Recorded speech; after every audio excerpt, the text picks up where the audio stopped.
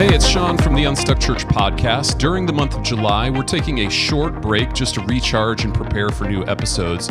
But we didn't want to leave you without some valuable content, so we're sharing some of our most impactful episodes from the past 6 months.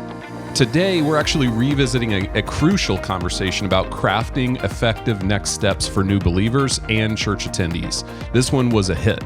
We heard so much feedback from those of you who listened that this challenged you and gave you some new ideas. You'll hear from Doug Dameron of Orchard Church, who shares how his team transformed their follow-up process and saw really remarkable results. Whether you're hearing this for the first time or giving it a second listen, I think that you're going to find some practical insights to help your church improve its retention strategies. Before we get into the episode, though, I want to take a second and thank our podcast sponsor, Plain Joe. I have personally secret shopped at dozens of churches, and I can tell you the majority of the time, I don't know where to go once I enter the building. And with so many people interested in church right now, if you don't already have clear, beautifully designed wayfinding graphics and signage in your building, now's the time. Plain Joe has a creative and talented team that are experts at creating placemaking signs and wayfinding markers that will tell your church's unique story and point your people in the right direction from the moment they arrive at your campus. I've personally used them at my churches, and you can learn more about them at plainjoe.net. All right, here's our conversation about crafting the right next steps. Well, today we're continuing our series on reach and retain strategies. In week 1, we talked about how important it is to identify who you're trying to reach in your mission field. Last week, we talked about leveraging your big front door, your weekend service. And this week, we're going to talk about once we've reached people, what are some of the best practices we see related to actually retaining those people? So, Amy, where do you want to start? Yeah, back in November, Sean, I received an email from our friend, Doug Dameron. He's the lead pastor at Orchard Church in Brighton, Colorado. And he was just excited. He wanted to share with me some amazing results that they've been getting after making some tweaks to their next steps processes, their engagement steps. And honestly, Sean, as you saw, the results were remarkable. So I hopped on a call with him. And as he told me their story, I said, you have to share this with our listeners. Orchard Church, they had been struggling with people making it to their starting point class, which is basically the first thing they want new attenders to take to get an overview of the church. They were struggling to put names to the people who were making decisions to follow Jesus. They know they had a lot more that ever came forward, and they were struggling getting people to take next steps to get into community, right? To serve. And these are struggles, Sean, that you and we hear all the time from the pastors we work with. So I hope you all enjoy this interview with Doug. I know there's going to be some nuggets in there for everyone who's listening. And then after the interview, Sean and I will share our biggest takeaways. So here's my interview with Doug. Well, my friend Doug, it's great to be with you today. Before we dive into the content, just tell us a little bit about Orchard Church. Well, Orchard Church began literally in our apartment living room with our family of 4 in 2005 in July. So this July will mark our 20th anniversary at Orchard Church, which I can't believe it. It has been amazing. And that's how we started. We really just kind of parachuted into Denver, didn't know anyone. We'd never lived here. We weren't from here, had no friends, no family. So we literally started inviting people in our apartment complex to come to talk about the Bible and Jesus. And that's how our core group was formed. And it just grew from there. And we were portable for many years. We went from our apartment living room. We outgrew that in a couple of weeks. And we met in the clubhouse of our apartment complex. And we did that for about 8 months. And then we moved to a rec center. We were there about 6 months. And then a brand new 5A high school opened with a 600-seat auditorium. And It's a whole God story. There were actually 6 churches trying to get in this brand new, amazing facility. And they put our names in a hat and they drew our name. It was like they casted lots, and the lot fell on us. And we met in that high school for 11 years, believe it or not. Set up, tear down, portable, the whole 9 yards. Went from 1 service to 2 services to 3 services. And then we were able to build our first permanent facility literally right next door to the high school. And we've been in that facility for about 7 years now. We've gone from 1 location to 3 locations, and we're just trying not to mess it up because God has been doing amazing things. And just trying to stay out of the way and hang on for the amazing ride. It's been more than we could have ever dreamed or imagined. That's for sure.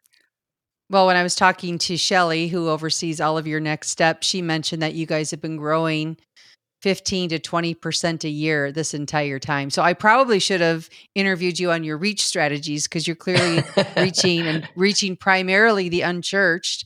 But Correct. today I wanted to just to have you tell your story, because when we spoke a few months ago, you shared about some changes and tweaks to engagement, to next steps, and especially when people make that decision to follow Jesus and to become known. And Mhm. so I wanted you to share a little bit about that journey. Can you just share a little bit about what was not working that led you to go, we need to make some changes? What were some of the indicators in your lead pastor spirit that something wasn't working? Wow, Amy, in 20 years, what was not working? How long do we have? No, I just mean the most recent changes. Okay. Good. That would take all day, all the things not working. Well, our mission at Orchard Church is to be people helping people find and follow Jesus. And we really want to always see that balance between introducing someone to Jesus, that's the finding Jesus, and that decision and Yep. moment of faith that occurs. And then the rest of our focus is helping them to follow Jesus. We want a balance between our evangelism strategies and our spiritual formation strategies. And so we have always been really blessed at helping people find Jesus. We are in a community where 90% of the people around us claim no church affiliation whatsoever.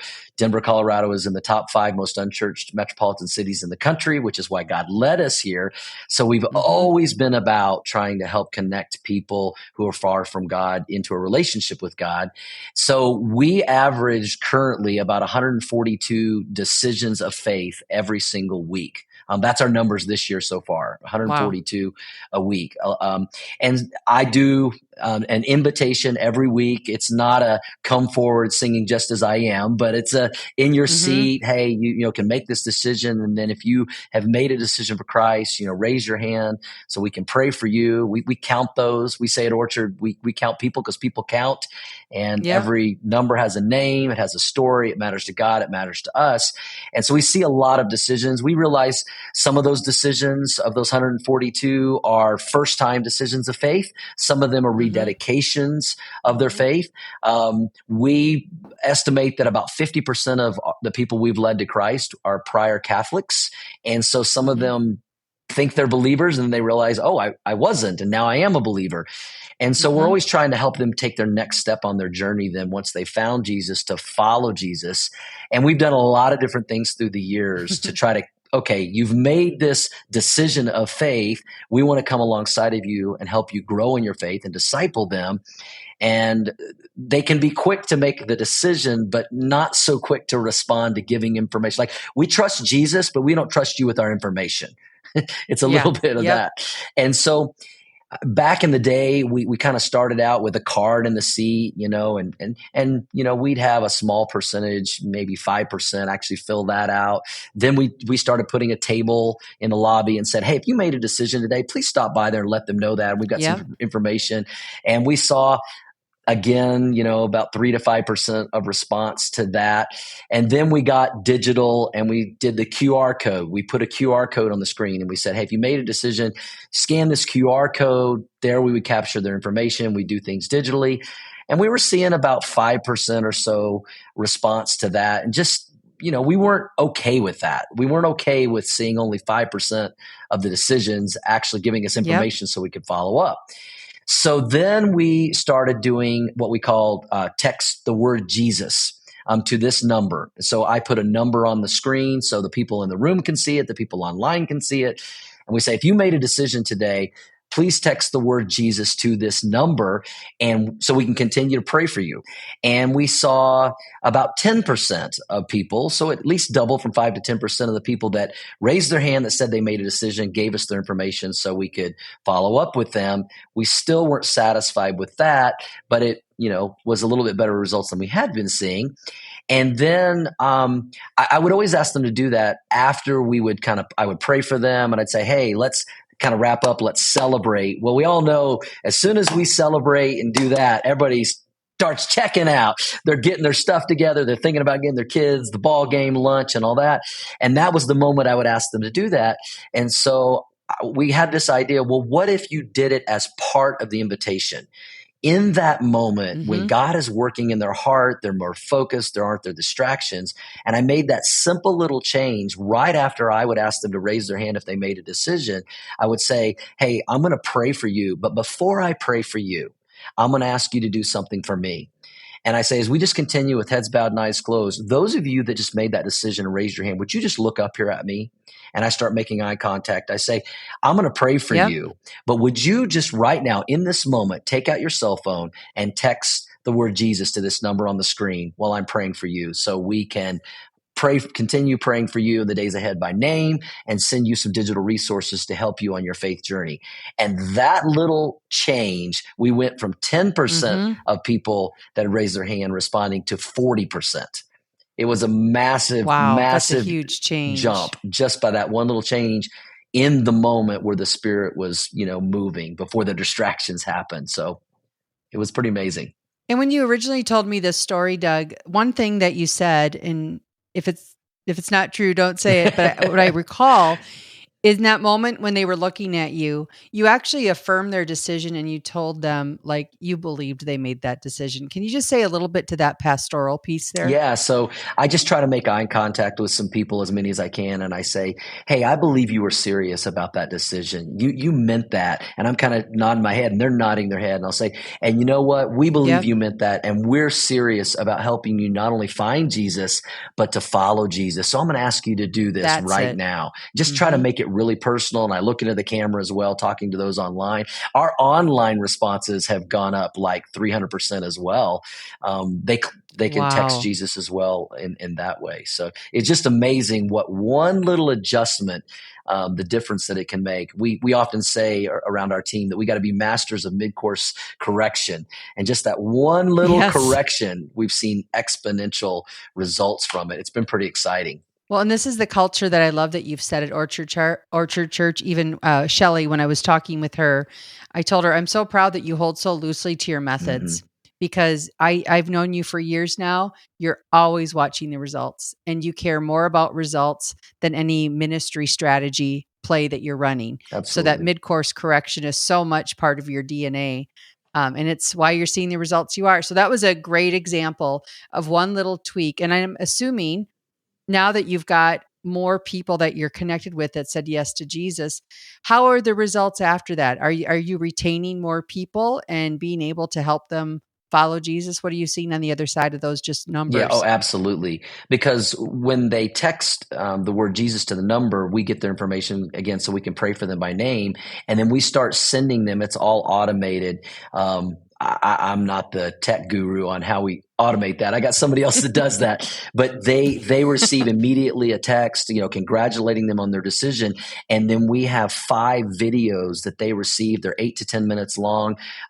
Many of them were filmed by myself, my wife, some of the others on our team, just walking them through the basics of faith, the decision, making sure they understand the decision that they made, their next step of getting baptized and what that means, how to pray, how to read your Bible.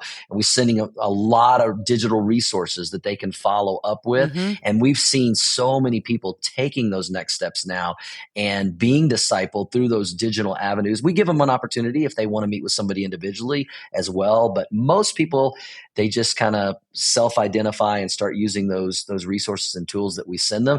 And I would say there's hardly a week that goes by that I don't have someone in the lobby. I always make myself available in the lobby afterward. Hey, come by if you're newer. I'd love to meet you. That says, hey, I watched all those videos. Thank you. I felt like you were talking right to me, and that helped me so much. I've started reading my Bible. I've started praying. I'm getting baptized at the next baptism. I'm in a small group now. I'm serving. So it's working. It really is working. So Doug, another part of your story, so you made these tweaks to text Jesus when people are new followers. But if I remember right, you weren't seeing great, I guess, attendance, people getting engaged at what you maybe called your starting point class. Just again, as a lead pastor, what triggered you to re-engineer that process? Well, it's the data. We believe facts are our friends, and they help us make informed decisions. And we weren't seeing the amount of people taking next steps to the degree that we were seeing growth in our church. We grow about 23% a year, and we had all these new people, but we weren't seeing that volume actually going beyond the Sunday service. And so we said, what can we do? And we went from offering a 1 hour starting point class once a month to next step experience every service, 15 minutes. And Shelly shared some of the growth there. I mean, it's just been amazing, exponential. We went from, I think, about 125 people in 8 months to over 800 people in 6 months doing the 15 minutes, just being willing to make that change to help people take those next steps. And did I get my numbers right? So obviously that's the first engagement step there. But because of that change, not only did they take your engagement step, but because of that change, you saw a 335% increase in people actually taking the big next steps of getting in a group That's or right. serving, giving. Is that correct? That's correct. Right. I mean, it's not enough just that they show up to the next step experience and get their free crumble cookie that we give them. We don't want them to just show up. We want them to take a next step. And we saw over 300% people that went to next step experience actually take a next step. And I think a lot of it had to do with the volume because more people were going. I'm just curious, Doug, just church-wide as we end this overall, what do you think makes Orchard Church so sticky? That not only are they coming, but they stay around. What's your thoughts on that? Wow, that's a great question. I will just tell you when we ask people that question, what brought you to Orchard?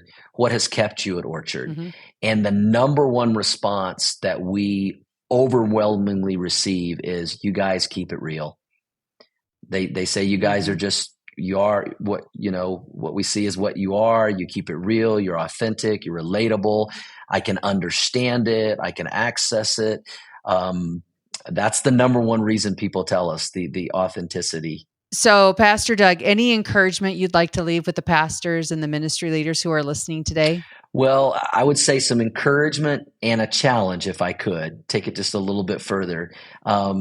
My encouragement would be to have a balance in your church of helping people find Jesus and follow Jesus. There's been a lot of studies that have come out recently that most churches are spending 85% of their focus and energy and resources on discipling and helping people grow spiritually. And certainly that is part of what we are to be doing. But I think we got to get back to more of a balance between the evangelism strategies and the spiritual formation strategies. I know in the Unstruck group, we talk about that all the time, that there needs to be a balance in those. Barna just recently came out with a study where pastors themselves admitted that 99% of the pastors in this study said that they believed their church was ineffective in evangelism. I mean, that's staggering. 99% of pastors themselves admitted they are ineffective in evangelism. And Jesus said he came to seek and to save the lost. And I think we need to follow that example. And so I'm really passionate about encouraging and challenging and helping churches, get back to giving people that opportunity. We can't make a disciple till somebody first becomes a disciple and says yes to Jesus.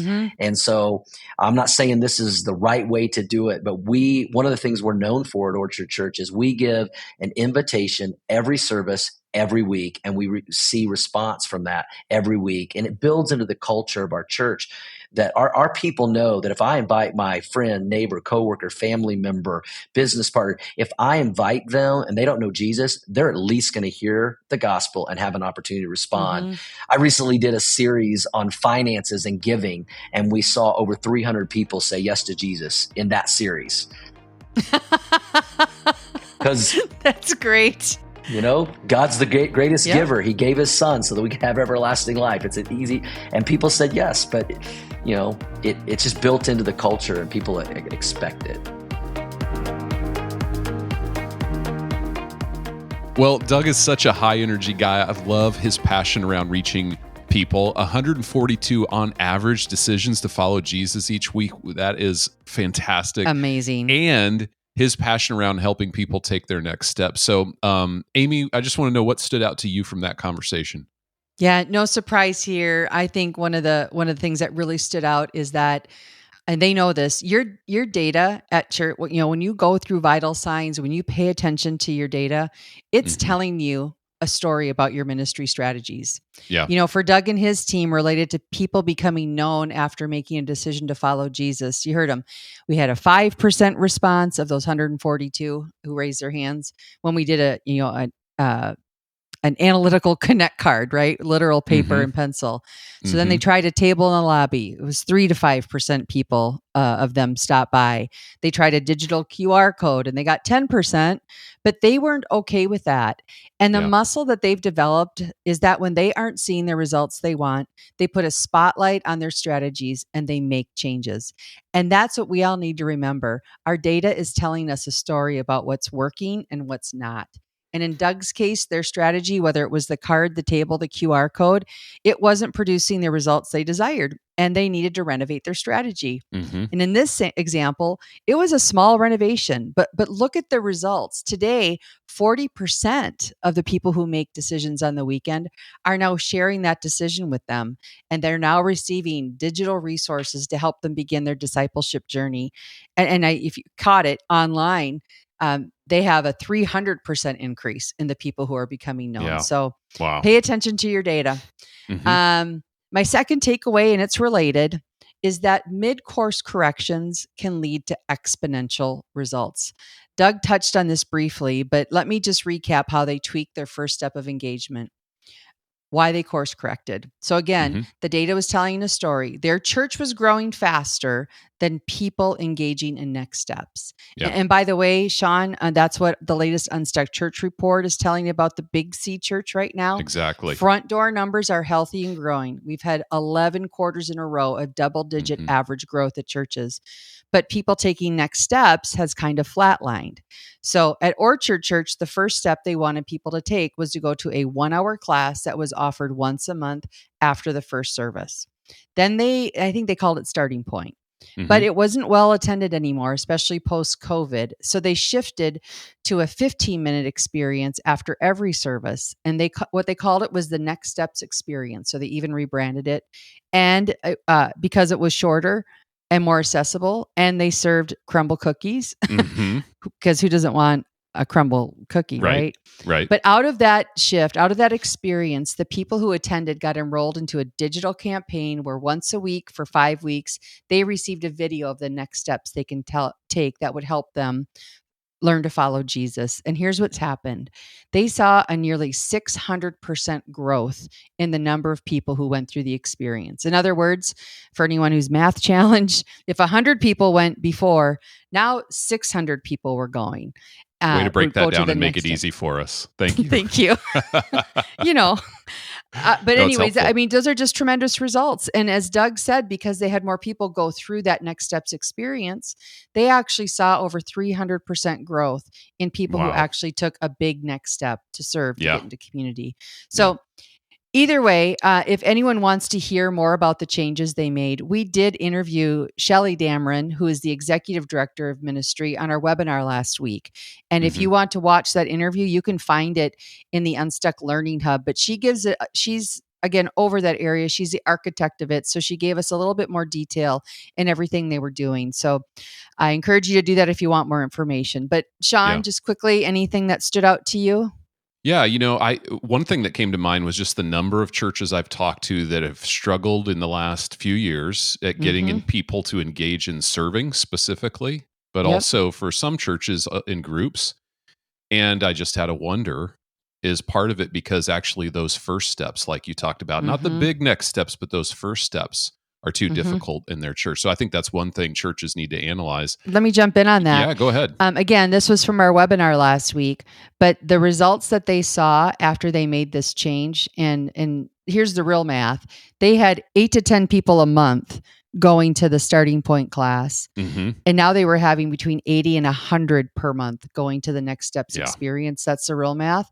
Yeah. And at the end of the year, when I talk about that 335% jump, it was a 70% increase in new volunteers. And it was like a 33% increase overall in the number of volunteers. So I know so Incredible. many of our listeners are struggling with serving that's flatlined. And I agree with you.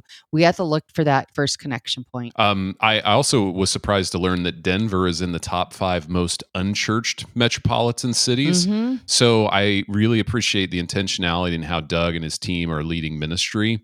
I was also a little bothered by the Barna data he shared at the end. If it's true that 99% of pastors feel that they are ineffective with evangelism, we might need to invite him back to talk about how Orchard is reaching so many people with the gospel in the Denver area. And then my last takeaway, Amy, was, Doug's in Denver, in the Denver area, and he shared those nuggets with us. So those are the Denver nuggets for today's podcast. Can you put a sound effect with that? I could try the rim shot or something. Not everyone's going to like my sense of humor. All right, Amy, on that note, let's wrap up today. Any final thoughts for today's conversation? Yeah, I asked that question. I stated it. Your data is telling you a story. So what story is your data telling you? If you don't know your data, you need to. Like Doug said in the interview, facts are our friends. In fact, this is so important that we're going to offer our podcast listeners free access to our vital signs assessment over this next month. So this assessment, again, will help you evaluate your church's health. It's packed with benchmarks from the analysis of thousands of churches nationwide. So not only will you see your result, but you'll see how you compare to the benchmarks in over 15 areas. We always say there's no single number that can tell the whole story of a church's health. And that's why we like to look at this set of metrics in combination with one another. That's what's going to give you a truer look at where you have strengths and opportunities. So if you don't know your data, take advantage of this free offer. And then specifically to our topic today, I want you to reflect what part of your next steps, more specifically your engagement strategy, is not producing the results you want, because your data is telling you it's time to renovate. So identify that and have a conversation about it with your team. Absolutely.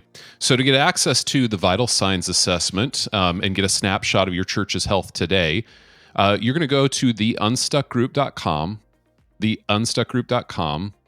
and search on the top of our website. Just go to the Learning Hub to sign up for Learning Hub access. And here's the free code.